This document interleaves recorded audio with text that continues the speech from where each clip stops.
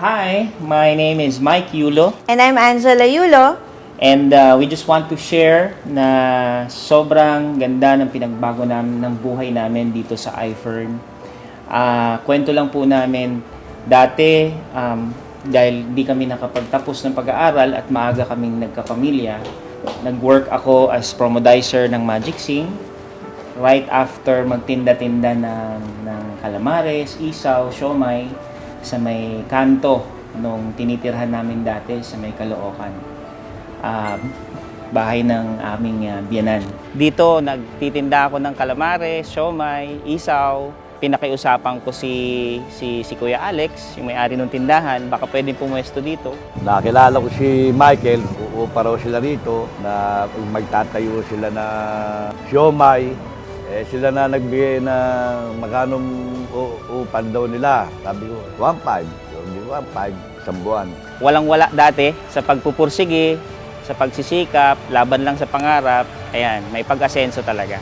Naalala ko dati, nung nagtitinda ako dito, kailangan kong gumising ng madaling araw para mamalengke sa Blumentritt. Tapos pag-uwi, lilinisan yung mga paninda, ipe-prepare, papahinga, magtatanghalian. After ng tanghalian, ayun na, dadaling ko na yung mga paninda ko dito, bubuhatin ko na yung mga booth, yan, yung kariton, ipopwesto ko na, isi-set up ko na dito, tapos i-set up ko na yung paninda, tapos ayun, magtitinda na. Naisipan kong pumwesto dito kasi maraming tao, maraming off-track betting.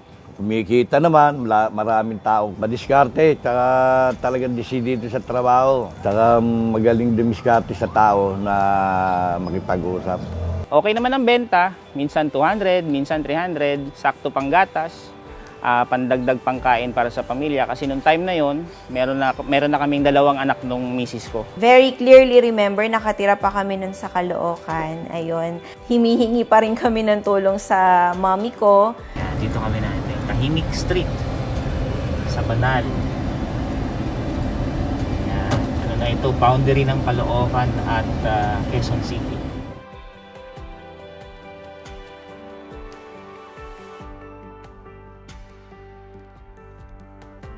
Andito tayo ngayon, no, sa apartment kung saan kami nanggaling bago kami lumipat ng condo sa QC. Apartment to ng biyenan ko. Nung walang-wala kami, sa kanila ako lumapit para makituloy. Ayan, so tingnan natin. Ayan, tita ni Mrs. Hello, tita. Hi, Apong. Okay, this is my mom's house actually. So sabi ng mami ko, oy, ako naman ang nagbabayad ng rent doon, di doon ka na lang tumira. So at least bigyan ka namin ng maliit na kwarto, doon lang muna kayo. So ito yung dito kami nagkakasya before. Pinaganda na namin to ng todo, pinaganda na ng mami ko, pero hindi ibang-iba yung itsura nito before. Yung picture namin na nakakiss siya sa akin, ito yon. Ito yung exact na lugar na yon. Pati yung kurtina, ito mismo yon. Ayan, yung blinds na yan, dyan yung exact na location kung saan yung tinake yung picture na yon. Yung kinikita namin ni Upline Mike sa pagtitinda ng calamares, ng siomay, hindi talaga enough. Minsan 300 kulang pa. Siguro i-tour ko kayo sa buong bahay, makita ninyo kung saan yung eksaktong tinutuluyan namin sa bahay na to. Ayan, tara. So ayan, dito kami nakatira dati. Ito, puro bagong gamit na nga to actually eh. Dito dati, ang daming tambak dito na gamit. Ito yung kwarto namin dati. Ito yung eksaktong kwarto namin. Kasama ko dito yun, kami nung asawa ko, tapos yung dalawang anak namin. Ayan, dito, meron lang kami ditong parang sofa bed. Foam lang yan. Diyan namin nilalagay. Tapos, dito na kami basically the whole room, ito na yon, walang aircon, electric fan lang. Minsan, tinotopak pa yung electric fan namin. Ito, talaga, sa akin talaga to matagal na. Yan lang ang closet ko dati. So, dito na kami nagkakasya. Hanggang naging 3 yung anak namin. Yon, dito na kami bumuo ng family talaga. Ilang taon din kaming nakatira dito. Dito yung kwarto ng mga pinsan ko, ng pamangkin ko, tsaka yung dati lola ko dyan natutulog.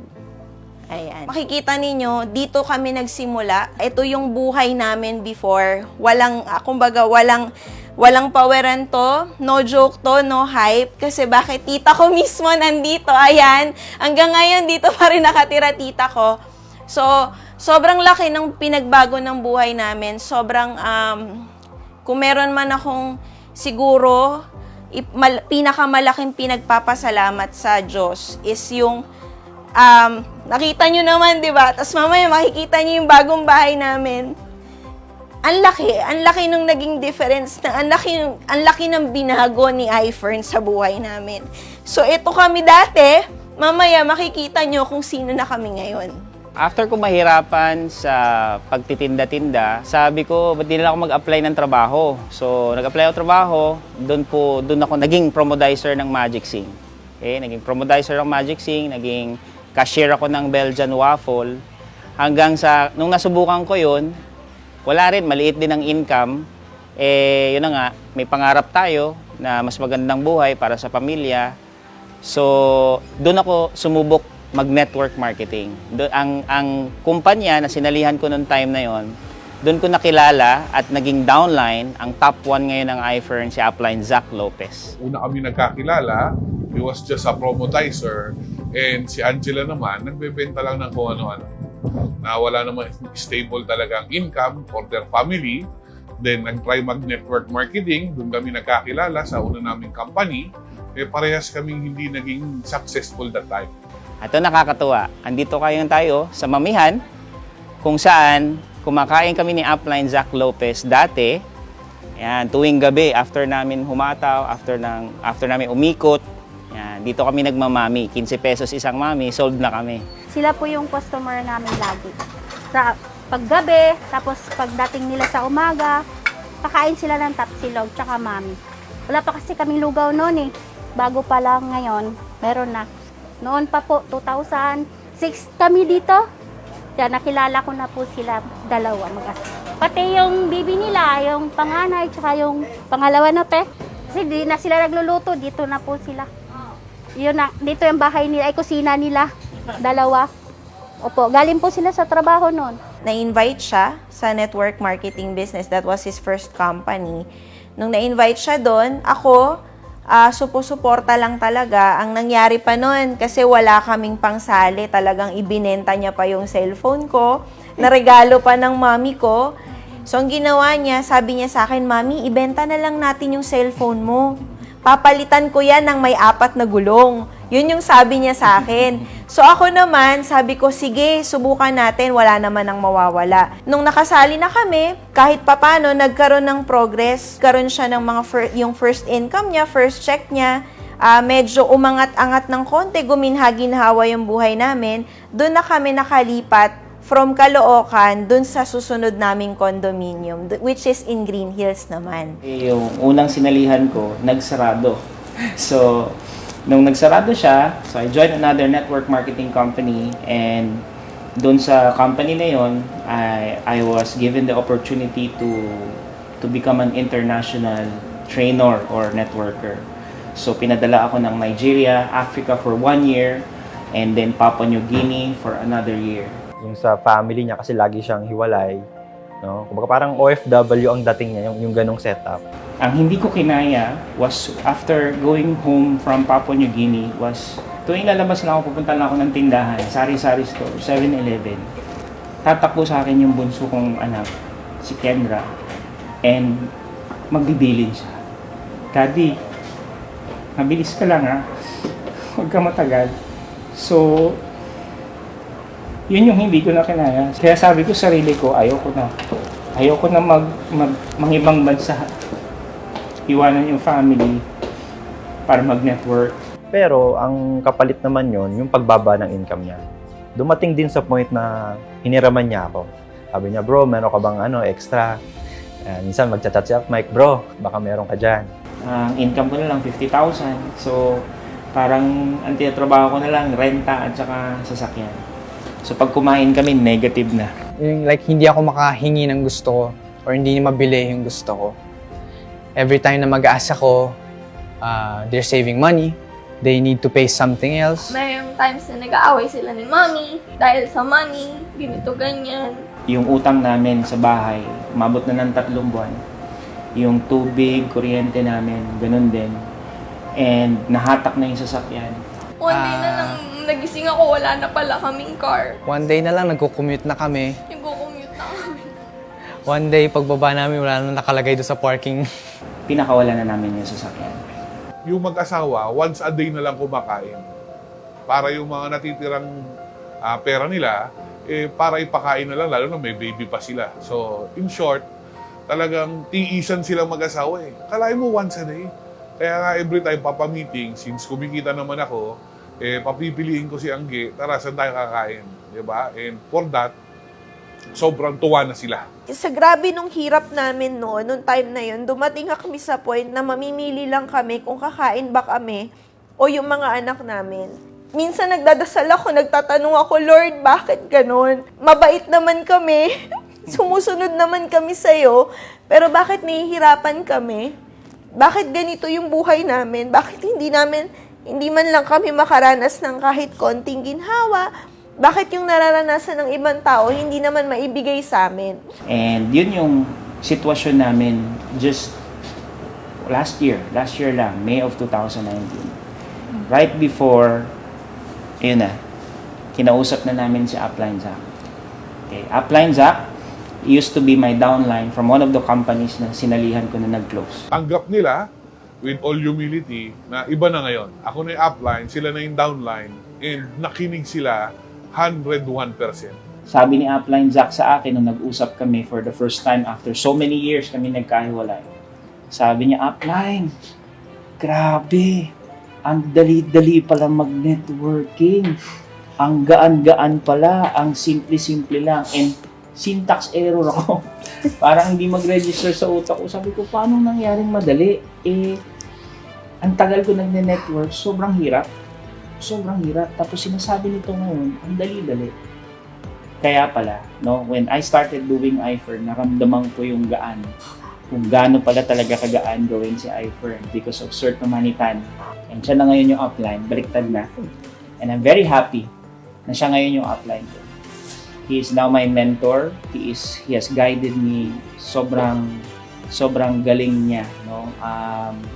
Doon ko na nalaman na, doon namin na tinawag si Upline Zach na angel namin. So he's the angel who brought us a better life here in iFern. Dinala kami sa iFern. And in just 1 month, I was able to earn almost 200,000 kaming dalawa. Sumunod na buwan, another 200,000. Sumunod na buwan, 250. Sumunod na buwan, 300,000 isang buwan. And parang talagang naloloka na kami. Paano nangyari to? Sobrang gaan, sobrang bilis talaga. And then, in just a matter of 4 months, nag-Millionaires Club po tayo. And in 10 months, nag-Multi-Millionaires Club. And, ang pinakamasaya po, during pandemic, May 2020, was the time we were able to hit for the first time 1 million pesos combined income in just 1 month. Exactly 1 year, dun sa kinikwento naming sitwasyon namin dati. 3 months delayed, utang kaliwat kanan, hatak ang kotse. That was May 2019. And May 2020, during pandemic, kumita kami ni Mrs. ng 1 million mahigit combined income. Sa isang buwan. At pataas na siya ng pataas na. On the 3rd month of doing the business, actually 2 months mahigit pa lang, napalitan ko yung sasakyan ko with a Chevrolet Sail.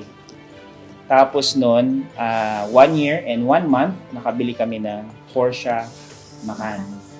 And we just recently moved to a bigger luxury condo this time here in Wakwak. Yung condo namin ngayon, this is times 3 nung dati naming condominium.